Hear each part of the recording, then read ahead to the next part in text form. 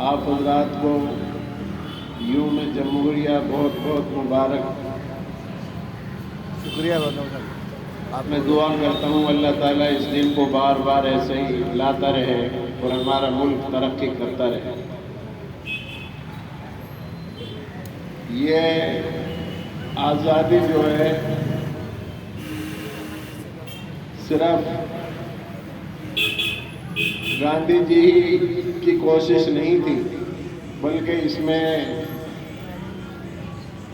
سب نے ہی شرکت کی، جیسے مولانا محمد علی جوہر، جنہوں نے انگریزوں کے پایۂ تخت میں جا کر یہ کہا تھا کہ میں غلام ملک میں واپس نہیں جاؤں گا جب تک کہ تم اس کو آزاد نہ کرو۔ ان کے پایۂ تخت لندن میں جا کر مولانا نے کہا تھا اور آئے نہیں حتیٰ کہ انتقال کر گئے، اور ان کی قبر فلسطین میں ہے، اور وہ ہندوستان میں نہیں آئے اور کہا تھا جب تک تم اس کو آزاد نہیں کرو گے میں ہندوستان واپس نہیں جاؤں گا۔ اسی طرح مولانا حفظ الرحمان سہاروی، شاہ عبدالعزیز رحمت اللہ علیہ، اور لے کر چاندنی چوک سے لاہور تک کوئی پیڑ ایسا نہیں تھا جس پہ انگریزوں نے ہاتھی پر بٹھا کر مسلمانوں کو پھانسی لگا کر اور لٹکا نہ دیا ہو۔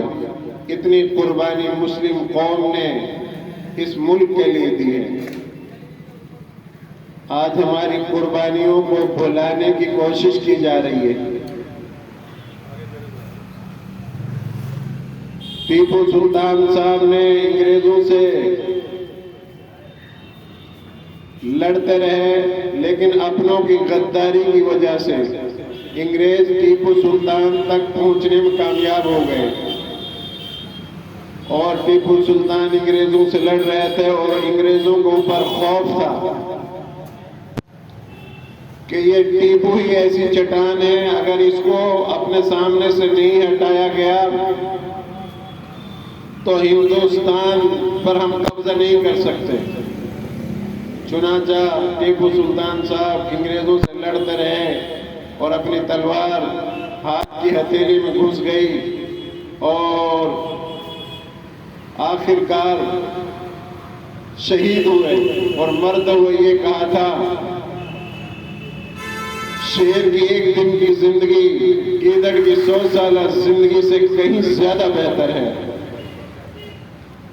اور جب شہید ہوئے تو انگریزوں کو یقین نہیں ہو رہا تھا کہ یہ شہید ہو گئے ہیں، ڈر رہے تھے اس کے قریب جانے سے، کہیں کھڑا ہو کر ہمارے اوپر وار نہ کر دے۔ پھر جب پوری طرح سے یقین ہو گیا کہ ٹیپو سلطان صاحب شہید ہو چکے ہیں، تو جنرل ہارس نے ان کی ناش پر کھڑے ہو کر یہ کہا تھا کہ آج سے ہندوستان ہمارا ہے۔